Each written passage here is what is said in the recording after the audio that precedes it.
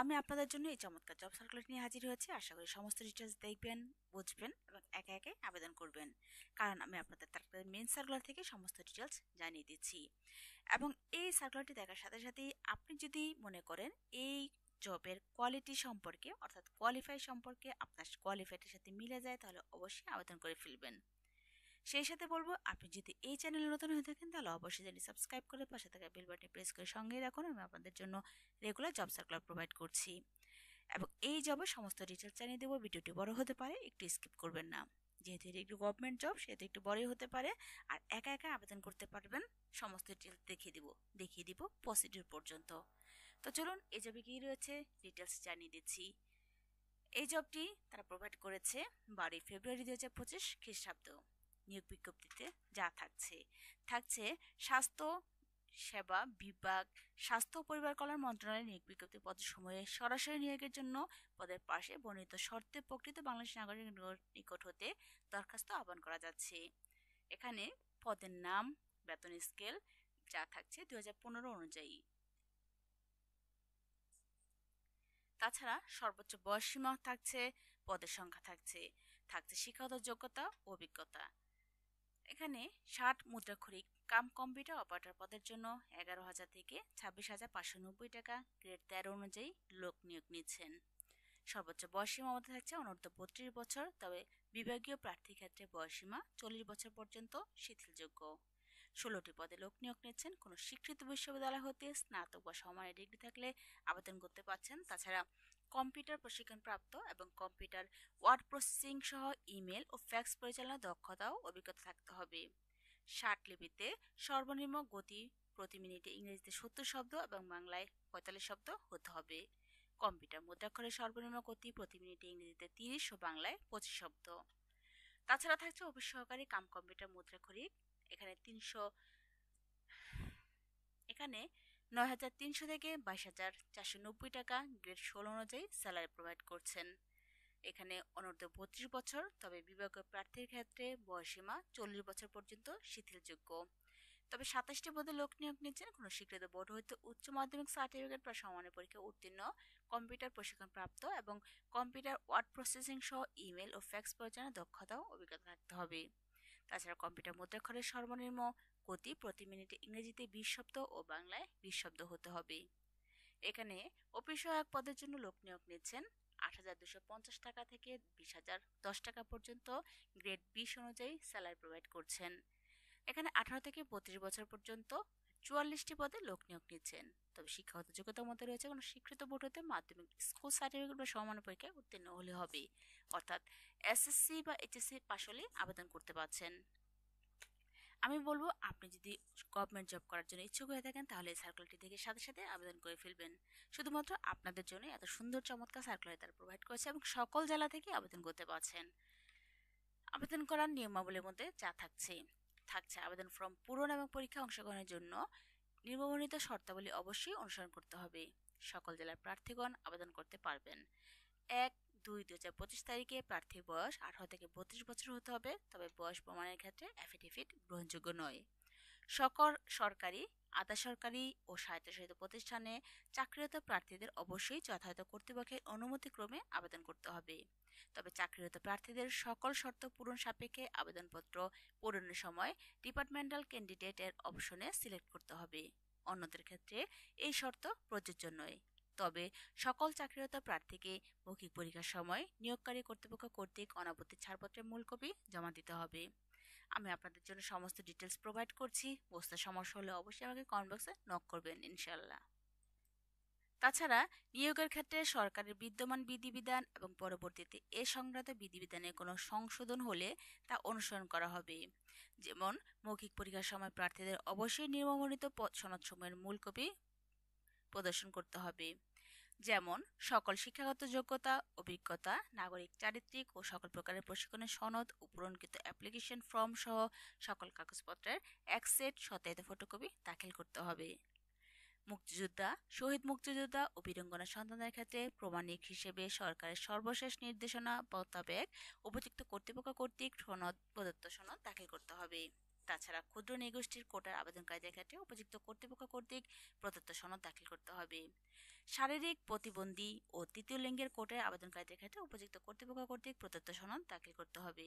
তাছাড়া নির্ধারিত কোটার যোগ্য প্রার্থী পাওয়া না গেলে সংশ্লিষ্ট কোটার শূন্য পদসমূহ সাধারণ মেধা তালিকা হতে পূরণ করা হবে।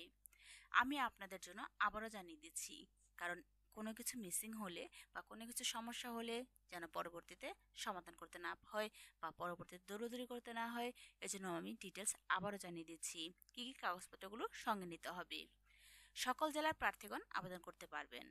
1-2-2025 তারিখে প্রার্থীর বয়স 18 থেকে 32 বছর হতে হবে। বয়স প্রমাণের ক্ষেত্রে অ্যাফিডেভিট গ্রহণযোগ্য নয়। তাছাড়া সরকারি, আধা সরকারি, স্বায়ত্তশাসিত প্রতিষ্ঠানে চাকরিরত প্রার্থীদের অবশ্যই যাতায়াত কর্তৃপক্ষের অনুমতিক্রমে আবেদন করতে হবে। তাছাড়া চাকরিরত প্রার্থীদের সকল শর্ত পূরণ সাপেক্ষে আবেদনপত্র পূরণের সময় ডিপার্টমেন্টাল ক্যান্ডিডেট এর অপশন সিলেক্ট করতে হবে। একটু ভালো করে অবশ্যই মনোযোগ সহকারে বুঝবেন কিভাবে কি করতে হবে। অন্যদের ক্ষেত্রে এই শর্ত প্রযোজ্য নয়। তবে সকল চাকরিরত প্রার্থীকে মৌখিক পরীক্ষার সময় নিয়োগকারী কর্তৃপক্ষ কর্তৃক অনাপত্তি ছাড়পত্রের মূল কপি জমা দিতে হবে। নিয়োগের ক্ষেত্রে সরকারের বিদ্যমান বিধিবিধান এবং পরবর্তীতে এই সংক্রান্ত বিধিবিধানে কোনো সংশোধন হলে তা অনুসরণ করা হবে।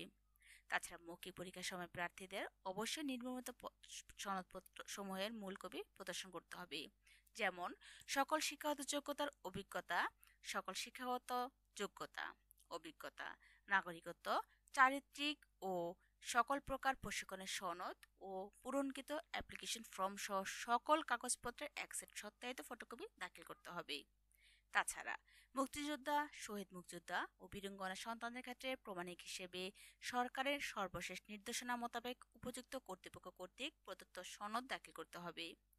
ক্ষুদ্র নৃগোষ্ঠীর কোটার আবেদনকারীদের ক্ষেত্রে উপযুক্ত কর্তৃপক্ষ কর্তৃক প্রদত্ত সনদ দাখিল করতে হবে। শারীরিক প্রতিবন্ধী ও তৃতীয় লিঙ্গের কোটায় আবেদনকারীদের ক্ষেত্রে উপযুক্ত কর্তৃপক্ষ কর্তৃক প্রদত্ত সনদ দাখিল করতে হবে।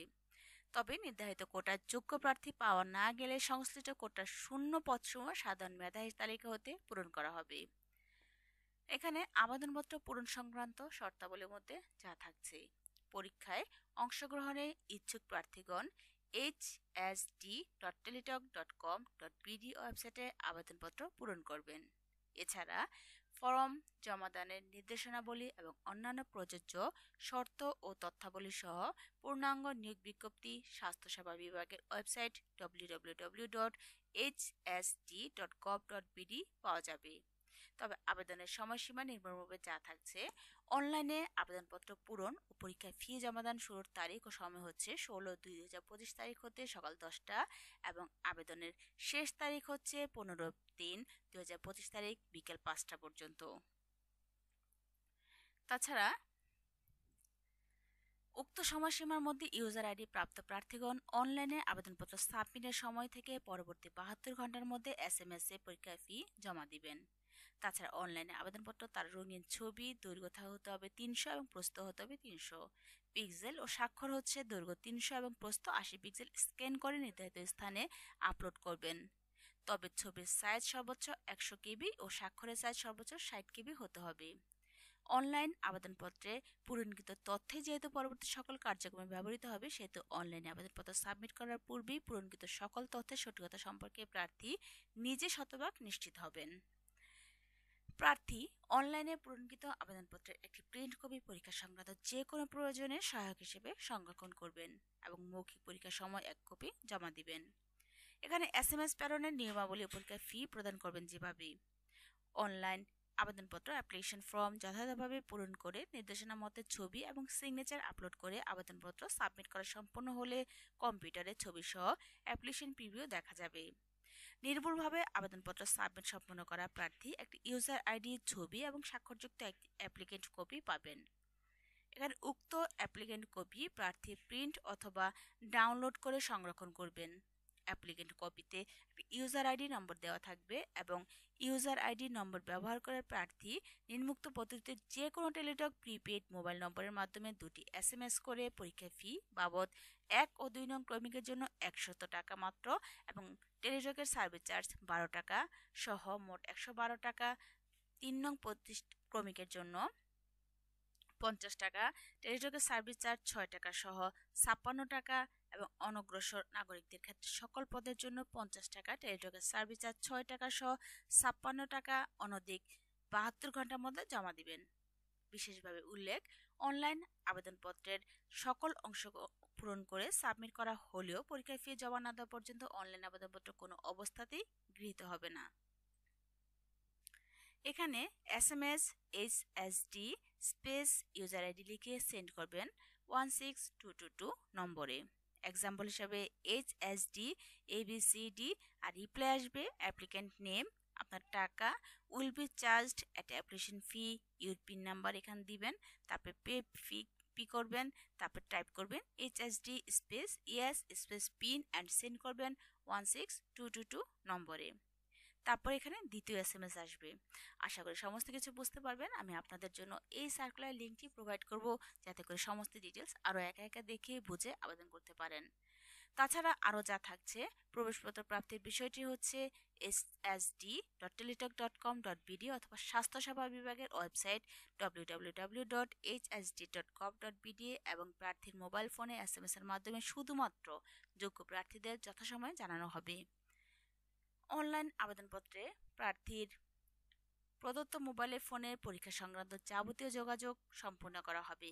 বিদায় উক্ত নম্বরটি সার্বক্ষণিক সচল রাখা, SMS পড়া এবং প্রাপ্ত নির্দেশনা তাৎক্ষণিকভাবে অনুসরণ করা বাঞ্ছনীয়। এখানে SMS এ প্রেরিত ইউজার আইডি এবং পাসওয়ার্ড ব্যবহার করে পরবর্তীতে রুল নাম্বার, পদের নাম, ছবি, পরীক্ষার তারিখ, সময় ও ভেন্যুর নাম ইত্যাদি তথ্য সংবলিত প্রবেশপত্র প্রার্থী ডাউনলোডপূর্বক প্রিন্ট করে নেবেন। প্রার্থী এই প্রবেশপত্রটি লিখিত পরীক্ষায় অংশগ্রহণের সময় এবং উত্তীর্ণ হলে মৌখিক পরীক্ষার সময় অবশ্যই প্রদর্শন করবেন। শুধু টেলিটক প্রিপেড মোবাইল ফোন থেকে প্রার্থীগণ নিম্নবর্ণিত SMS পদ্ধতি অনুসরণ করে নিজ নিজ ইউজার আইডি, সিরিয়াল এবং পিন পুনরুদ্ধার করতে পারবেন। যেমন ইউজার আইডি জানা থাকলে HSD স্পেস দিবেন হেল্প স্পেস ইউজার আইডি এবং সেন্ড করবেন 16222 নম্বরে। এখানে এক্সাম্পল হিসেবে একটি উল্লেখ করা রয়েছে। তাছাড়া পিন নাম্বার জানা থাকলে HSD space help space pin number এবং সেন্ড করবেন 16222 নম্বরে। এক্সাম্পল হিসেবে উল্লেখ করা রয়েছে। তাছাড়া অনলাইনে আবেদনপত্র করতে কোনো সমস্যা হলে 121 নম্বরে অথবা alljobs.query@teletalk.com.bd ইমেলে যোগাযোগ করা যাবে। কর্তৃপক্ষ বিজ্ঞপ্তিতে উল্লিখিত পদের সংখ্যা হ্রাস, বৃদ্ধি বা যে কোনো পদ বা সম্পূর্ণ বিজ্ঞপ্তি বাতিল করার অধিকার সংরক্ষণ করেন। সকল পদের জন্য লিখিত ও মৌখিক পরীক্ষা গ্রহণ করা হবে, তবে 1 নং ক্রমিকে বর্ণিত পদের জন্য লিখিত পরীক্ষা উত্তীর্ণ প্রার্থীদের মধ্যে ষাটলিপি কম্পিউটার, মুদ্রাক্ষরিক কম্পিউটার অ্যাপটিটিউড টেস্টে উত্তীর্ণ প্রার্থীগণই পরীক্ষায় মৌখিক পরীক্ষার জন্য যোগ্য বিবেচিত হবেন। তবে 2 নং ক্রমিক বর্ণিত পদের জন্য লিখিত পরীক্ষায় উত্তীর্ণ প্রার্থীদের মধ্যে কম্পিউটার, মুদ্রাক্ষরিক কম্পিউটার অ্যাপটিটিউড টেস্টে উত্তীর্ণ প্রার্থীগণই মৌখিক পরীক্ষার জন্য যোগ্য বিবেচিত হবেন। ত্রুটিপূর্ণ, অসম্পূর্ণ আবেদনপত্র কোনো কারণ দর্শানোর ব্যতিরেকেই বাতিল বলে গণ্য হবে। লিখিত, মৌখিক ও ব্যবহারিক পরীক্ষায় অংশগ্রহণের জন্য কোনো রূপ TADA প্রদান করা হবে না। নিয়োগ সংক্রান্ত বিষয়ে নিয়োগকারী কর্তৃপক্ষই সিদ্ধান্তে চূড়ান্ত বলে গণ্য হবে। এই সার্কুলারটিতে সিগনেচার করেছেন সুজিত দেবনাথ, সিনিয়র সহকারী সচিব প্রশাসন 1 ও সদস্য সচিব, বিভাগীয় নিয়োগ কমিটি, স্বাস্থ্যসেবা বিভাগ, স্বাস্থ্য ও পরিবার কল্যাণ মন্ত্রণালয় থেকে। এখানে এই জবের সমস্ত ডিটেলস উল্লেখ করেছি আপনাদের জন্য। আশা করি বুঝতে পেরেছেন। কোনো কিছু বুঝতে সমস্যা হলে অবশ্যই আমাকে কমেন্ট বক্সে নক করবেন, অ্যান্সার করবো ইনশাল্লাহ। আমি আপনাদের জন্য রেগুলার জব সার্কুলার প্রোভাইড করছি। কোনো কিছু বুঝতে সমস্যা হলে অবশ্যই আমাকে কমেন্ট বক্সে নক করবেন এবং সেই সাথে বলবো, এই চ্যানেলে আপনাদের জন্য রেগুলার জব সার্কুলার প্রোভাইড করা হয়। রিসেন্টলি অনেকগুলো গভর্নমেন্ট জব প্রোভাইড করেছি শুধুমাত্র আপনাদের জন্য, কারণ গভর্নমেন্ট জব পাওয়া সবার একটি স্বপ্ন থাকে। আমি মাঝে মাঝেই গভর্নমেন্ট জবগুলো ফুল প্রচার করে থাকি। ভিডিওটি বড় হতে পারে, স্কিপ করবেন না। আপনাদের জন্য অনেক সময় লাগিয়ে এই সার্কুলারগুলো প্রোভাইড করি। আশা করি অবশ্যই ভালো লাগবে এবং অবশ্যই একটি গঠনমূলক মন্তব্য করে যাবেন, যাতে করে আপনাদের মন্তব্যের উপর ডিপেন্ড করে নতুন নতুন সার্কুলার বানানোর জন্য ইন্সপায়ার হই।